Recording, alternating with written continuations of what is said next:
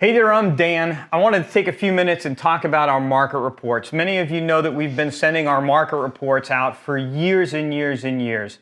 Not just myself, but all the agents that work here at Carolina Realty Group. And we do that because they're just so important. And they're not just a piece of marketing.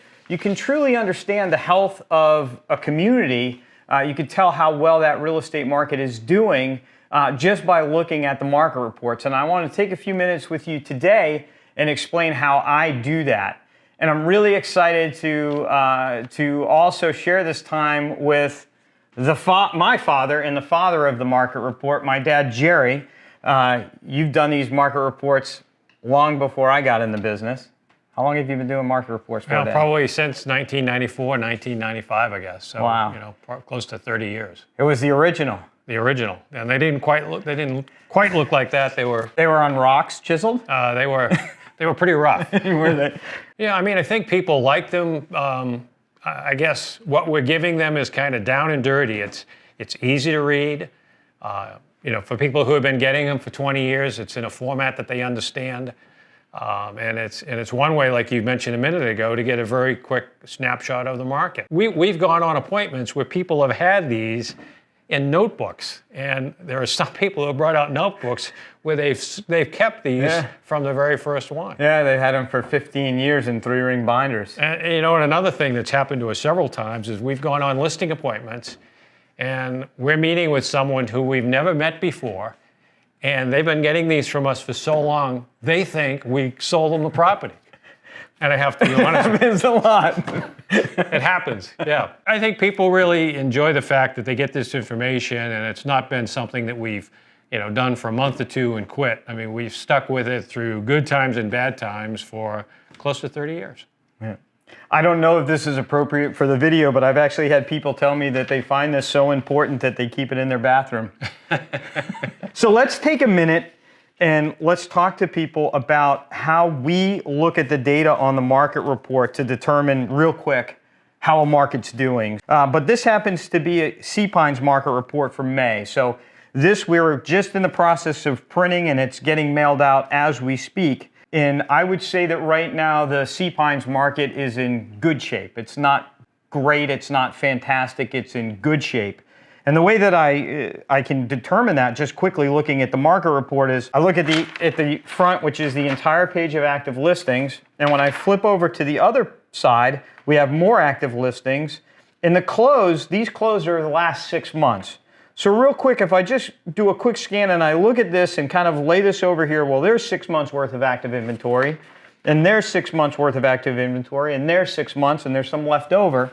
So in this market report, it looks to me that if nothing else comes on the market, there is 1.5 to 2 years worth of inventory in the market on C-Pines. Right. And the professionals tell us that about 7 months is the cutoff. 7 months is a neutral market. Anything more than that is a buyer's market, and anything less than that is a seller's market. Right. So that's a market that I look at right now as being in good condition. Here's Palmetto Dunes.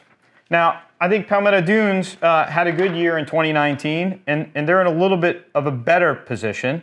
The front page is all active listings, but when we turn it over, you'll see that there's no active listings flowing over to the second page.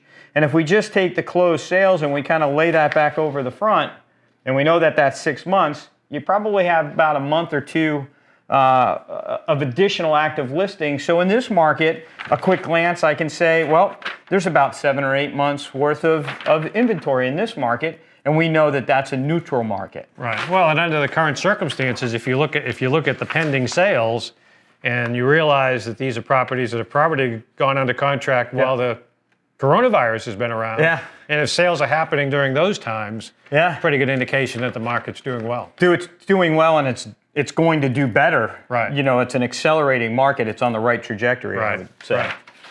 Now let's show you a market that is doing really, really well for the last year or so. So this is Port Royal. And on this, you'll note that the back is blank. And if we look at the closed listings down here and we kind of move that count up over this, you can clearly see that there's less than 6 months active inventory.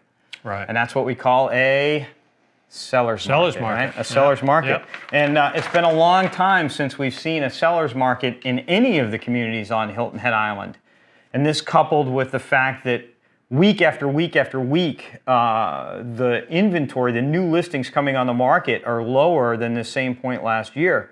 We're continuing to build this deficit. And Right. you can really see it. Port Royal here in hasn't Port been Royal. in. Port Royal hasn't been in this situation. You know, when I do the letters that go with these, Port Royal hasn't been in this situation since probably 2005, 2006. Yeah, that's exactly. So about 15 years. Yeah. I remember doing the Forest Beach Villa Market Report probably in 2004 and 2005. Right. And we have all those archives. If ever anybody wants to see what we looked like when we were 15 years younger and what the market looked like back then, we have all those with our pictures on them, and we'd be happy to provide them.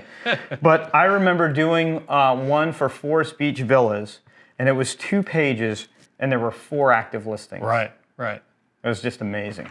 So that's a quick look at the way that we look at the market reports. I'm so lucky to have Dad stop in today. Thank you. This is the first time I've gotten to see my dad since the coronavirus, and thanks so much for coming in. Yeah, I'm glad to do it.